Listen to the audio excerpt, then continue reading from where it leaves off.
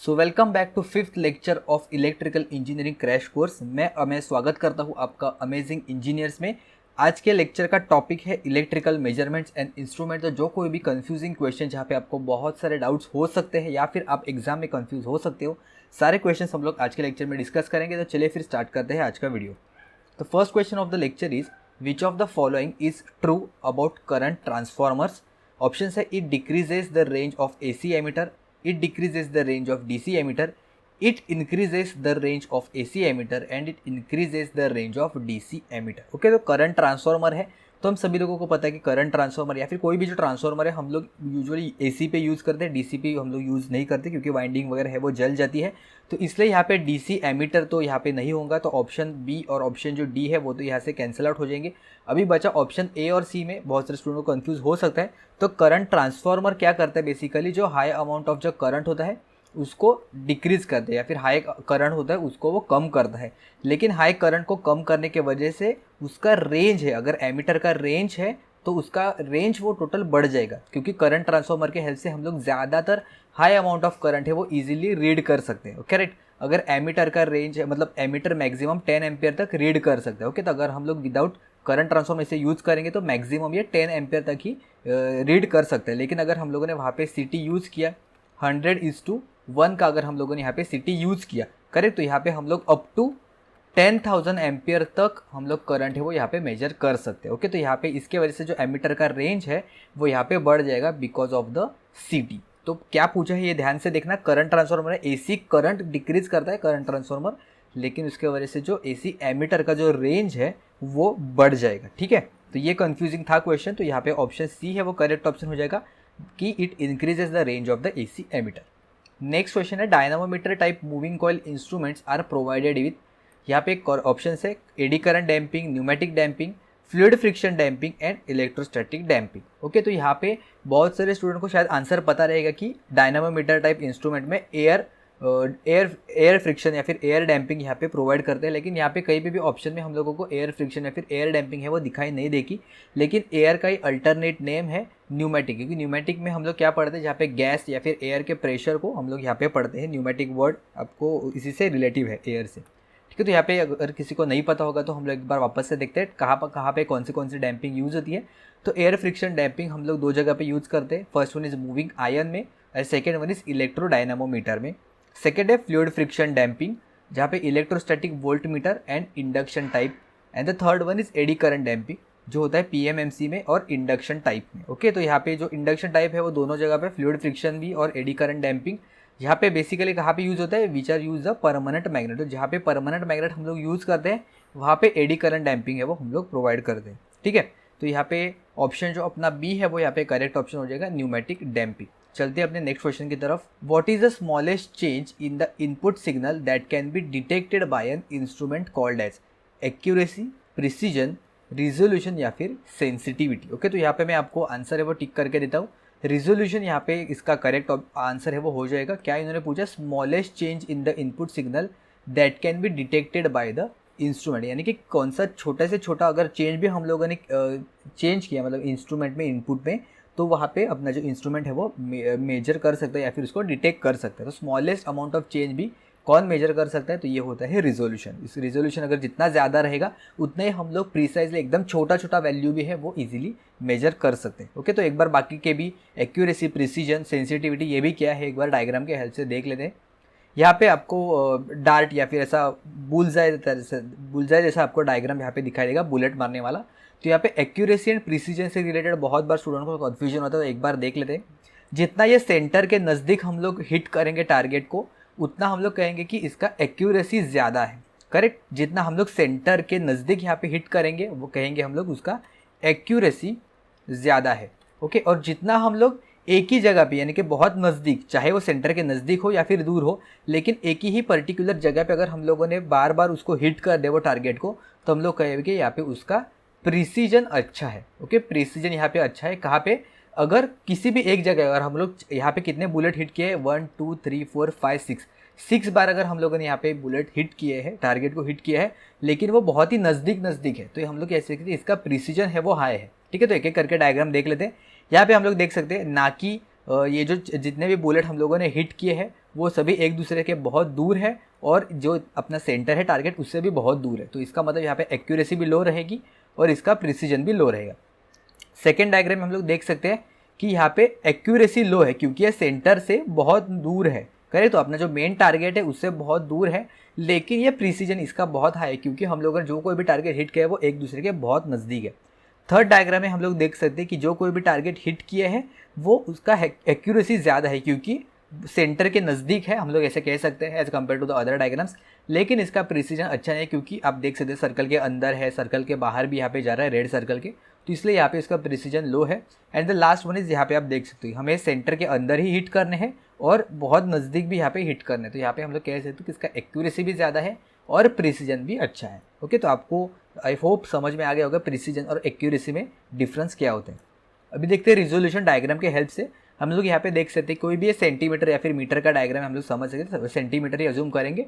तो अगर हम लोग फर्स्ट रेजोल्यूशन वाला स्केल यूज करेंगे तो यहाँ पे हम लोग देख सकते हैं कि 1, 2, 3, 4 और 5 यहाँ पे सिर्फ इतने ही मार्किंग यहाँ पे हम लोग दिखाई देंगे। ओके, तो यहाँ पे अगर बीच में कहीं पे भी अगर मुझे इतना अमाउंट ऑफ कोई भी वायर का अगर लेंथ मेजर करना है तो मैं इसके हेल्प से एग्जैक्ट प्रिसीजन में यहाँ पे नहीं बता सकता क्योंकि 1 और 2 के बीच में, तो इसलिए इसका जो रिजोल्यूशन है वो कम होने की वजह से हम लोग यहाँ पे नहीं कह सकते कि इस लेंथ कितना रहेगा एग्जैक्टली।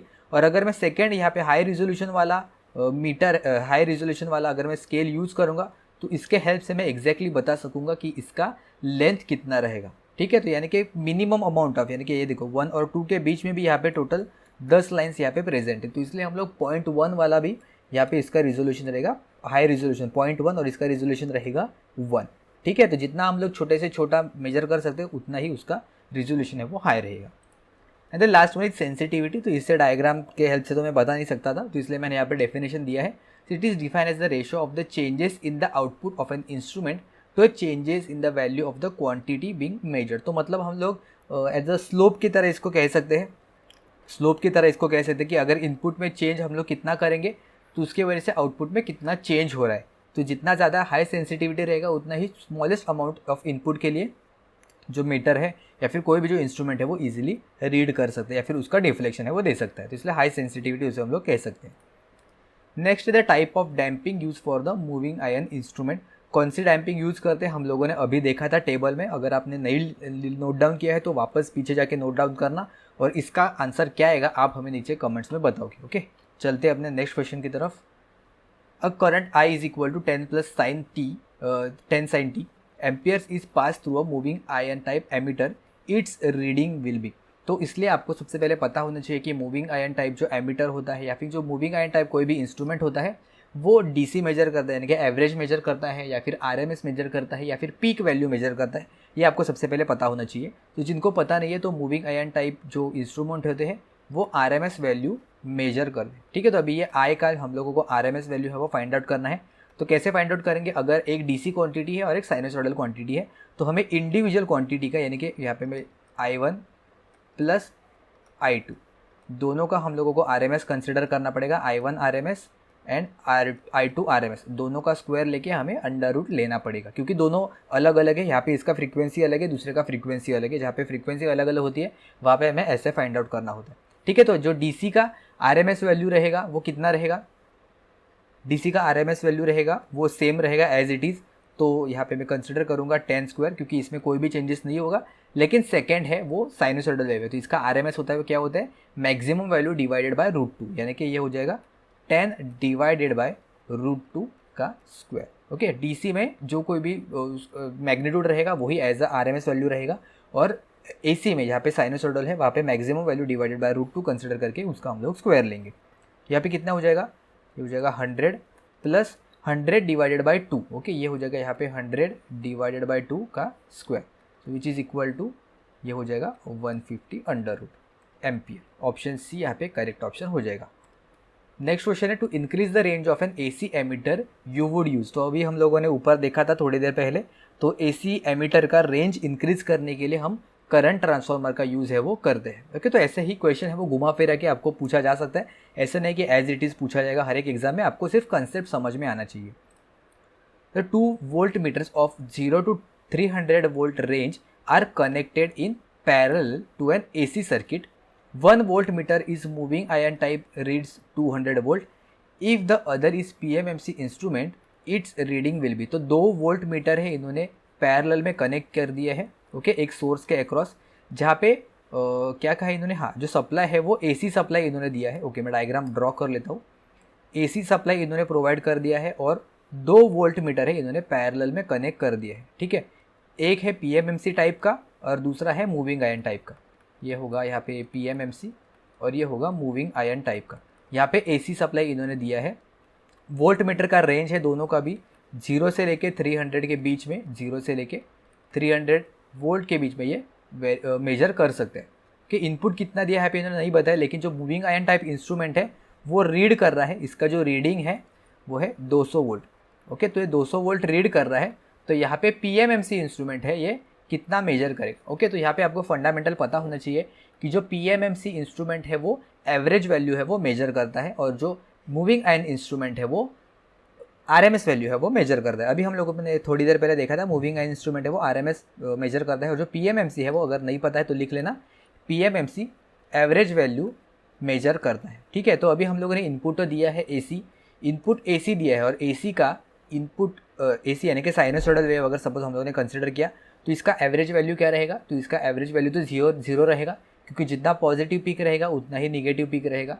तो इसलिए दोनों का अगर हम लोग area under the curve consider करेंगे तो जितना पॉजिटिव है उतना ही निगेटिव है, तो दोनों का एडिशन करेंगे तो हमें एवरेज वैल्यू है वो इसका यहाँ पे 0 मिलेगा। तो PMMC सिर्फ एवरेज वैल्यू या फिर DC वैल्यू है वो मेजर करता है, तो इसके वजह से यहाँ पे हमें मेजरमेंट मिलेगा वो 0 मिलेगा, ठीक है। तो यहाँ पे अभी मूविंग आयन इंस्ट्रूमेंट पे 200 वोल्ट तो रीड कर रहा है, ठीक है, और इसका मैक्सिमम रेंज है 0 से लेकर 300 वोल्ट।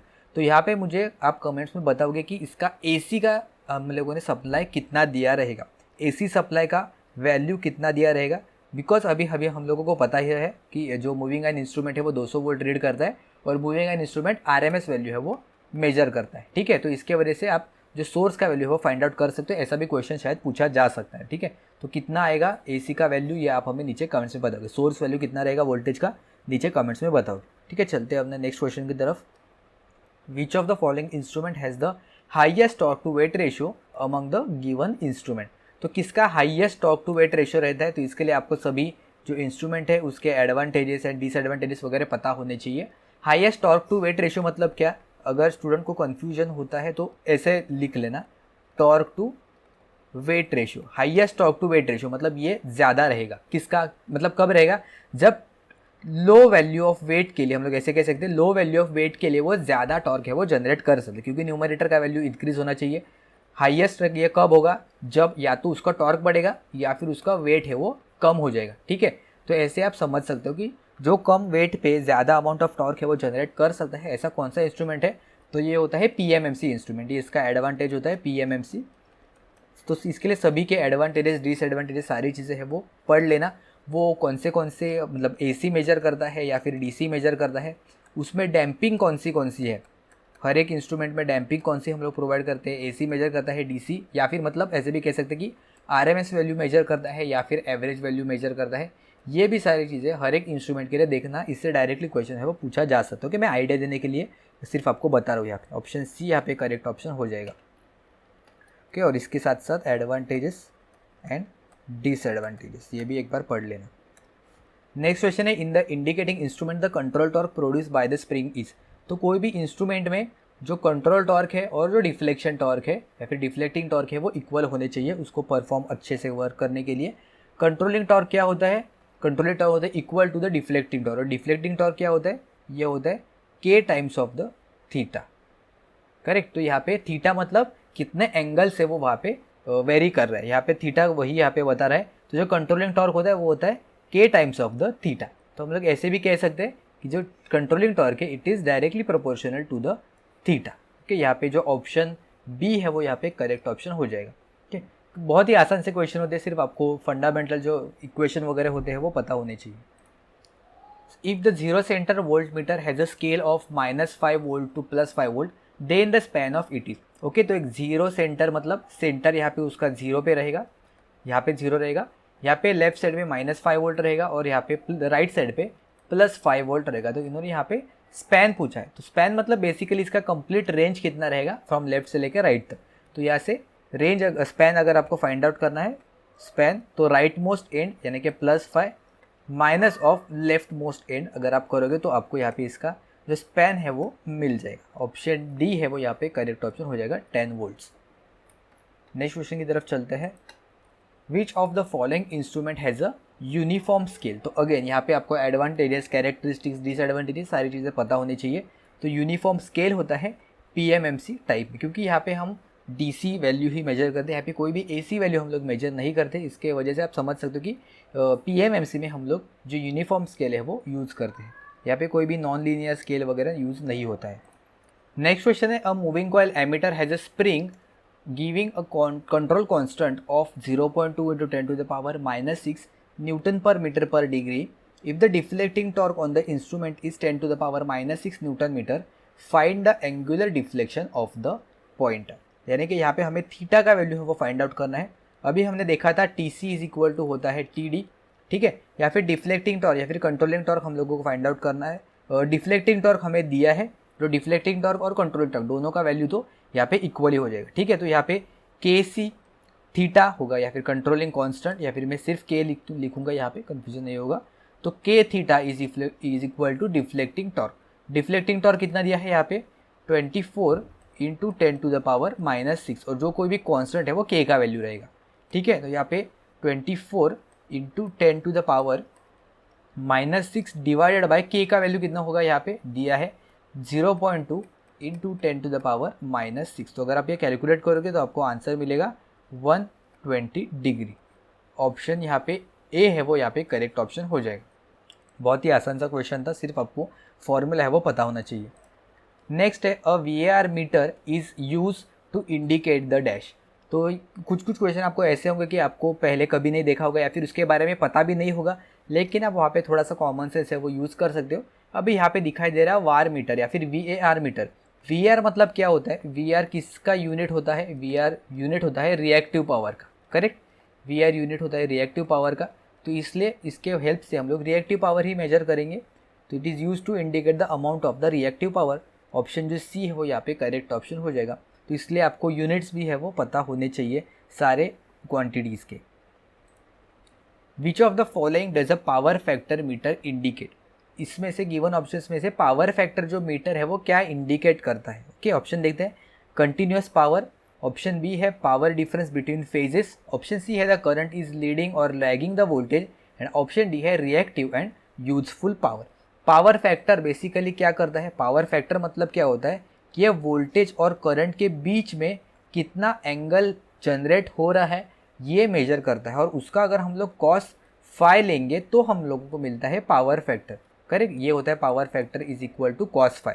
कि बेसिकली हम लोग क्या फाइंड आउट करते हैं कि वोल्टेज और करंट के बीच में कितना एंगल होगा, ये अपना मेन एम होता है, करेक्ट। पावर फैक्टर है वो डायरेक्ट हमें मेजर नहीं कर रहा है, या फिर वो क्या मेजर करता है, तो बेसिकली वो करंट और वोल्टेज के बीच में कितना एंगल जनरेट कर रहा है, वो लीड कर रहा है या फिर लैग कर रहा है, कौन किससे, ये हम लोगों को फाइंड आउट ये हम लोग फाइंड आउट करने के लिए यूज़ करते हैं पावर फैक्टर मीटर। तो यहाँ पे ऑप्शन जो सी है वो करेक्ट ऑप्शन रहेगा। तो करंट इज लीडिंग और लैगिंग द वोल्टेज, ये हमें समझ में आता है पावर फैक्टर मीटर के हेल्प से। In the circuit shown the pressure coil of the 2 wattmeters are connected to. तो सबसे पहले आपको जो यहाँ पे वैट मीटर दिया है उसमें कौन सा करंट कॉइल होता है और कौन सा प्रेशर कॉइल होता है ये आपको पता होने चाहिए।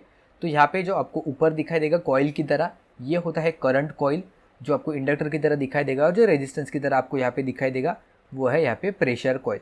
तो इन्होंने पूछा है कि दोनों वैट मीटर्स का प्रेशर कॉइल्स है वो कहाँ पे कनेक्टेड है। तो बहुत ही आसान सा क्वेश्चन है, ये देखो, ये यहाँ पे इसका प्रेशर कॉइल है, ये कहाँ पे कनेक्टेड है, तो बी फेज को, और जो यहाँ पे कनेक्टेड है सेकंड वाला वैट मीटर, उसका भी जो प्रेशर कॉइल है वो कहाँ पे कनेक्टेड है, तो बी लाइन को।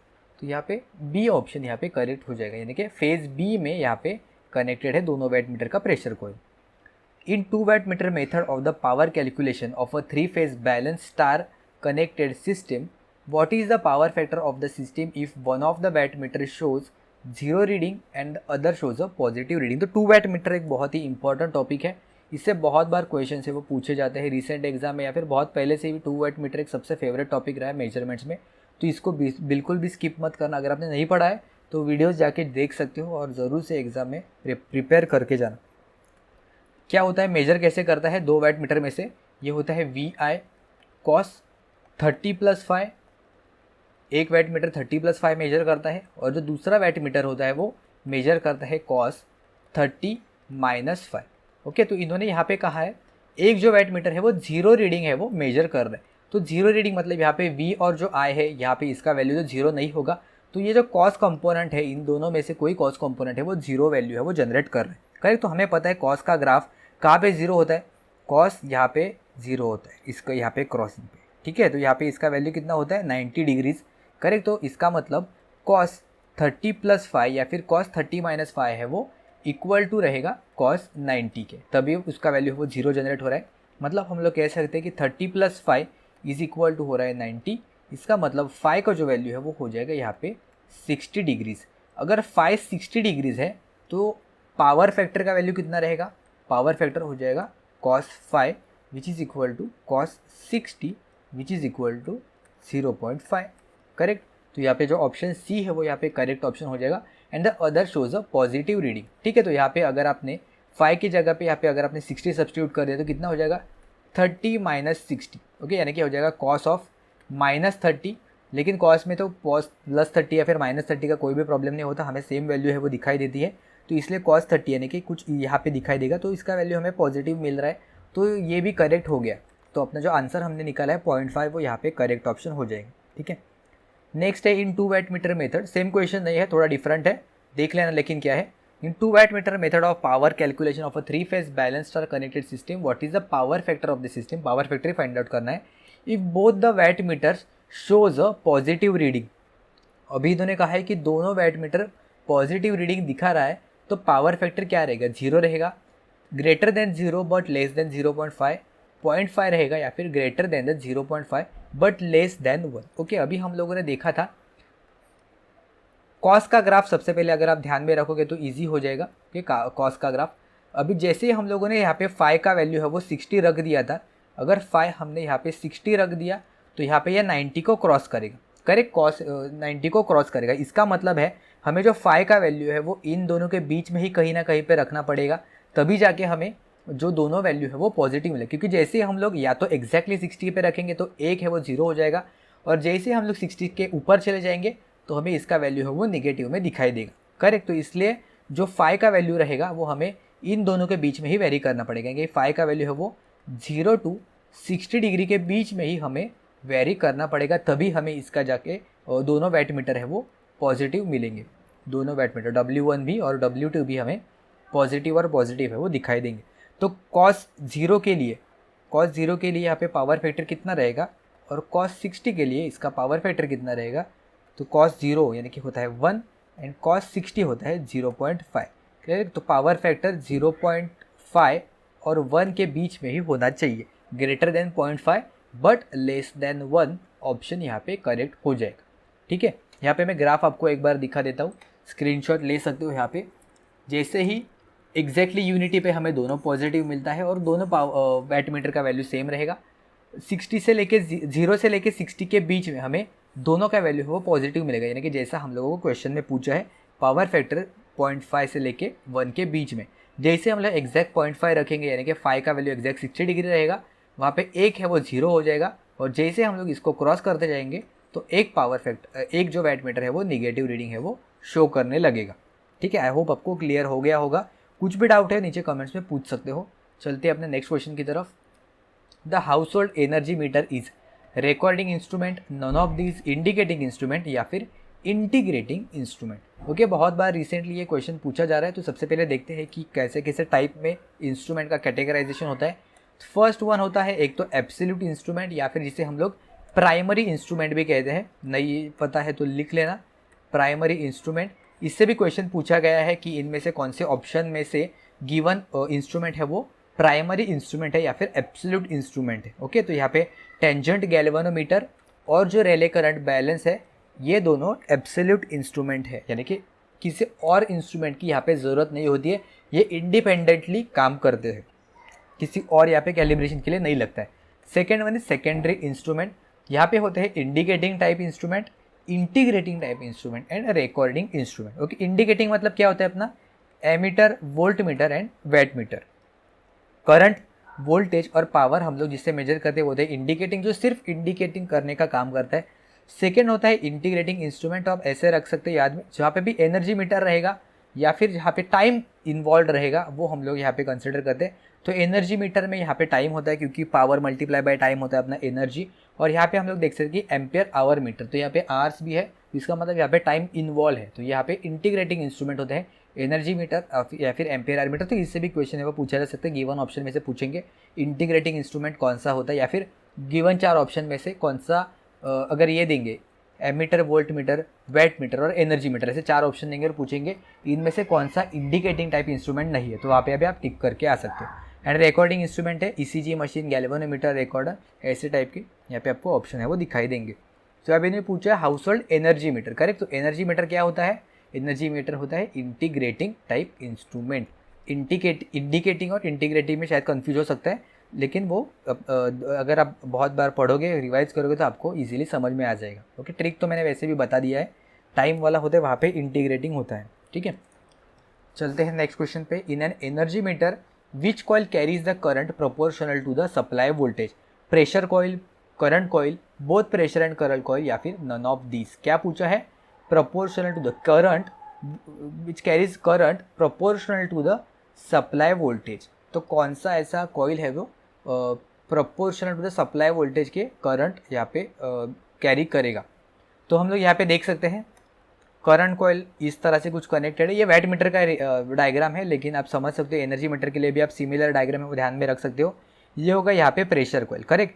तो ये जो दो टर्मिनल है और ये जो टर्मिनल है वो कॉमन है, तो हम लोग कह सकते हैं कि जो सप्लाई वोल्टेज है वो directly as it is pressure coil के अक्रॉस है वो आ जाएगा। तो इसके वजह से अगर हम लोगों ने सप्लाई वोल्टेज चेंज किया तो उसके वजह से प्रेशर कॉइल में से जो करंट फ्लो होने वाला है वो भी चेंज होगा। यानी कि हम लोग ऐसे कह सकते हैं कि current proportional to the supply voltage flow होता है from the pressure coil. Okay, तो यहाँ पे ऑप्शन जो बी है वो यहाँ पे करेक्ट ऑप्शन हो जाएगा। करंट कॉइल डायरेक्टली नहीं आएगा क्योंकि ड्रॉप कितना होता है प्रेशर कॉइल में उसके अकॉर्डिंग करंट कॉइल पे वोल्टेज है वो चला जाएगा आगे। 2 holes are drilled in a disc on a diameter of a energy meter 2। तो एक डायमीटर ऑफ एनर्जी मीटर के डायमीटर पे एनर्जी मीटर के डिस्क पे, बेसिकली एनर्जी मीटर का जो डिस्क होता है उसके डायगोनली अपोजिट जगह पे हम लोग जो होल्स है वो क्यों पंच करते हैं।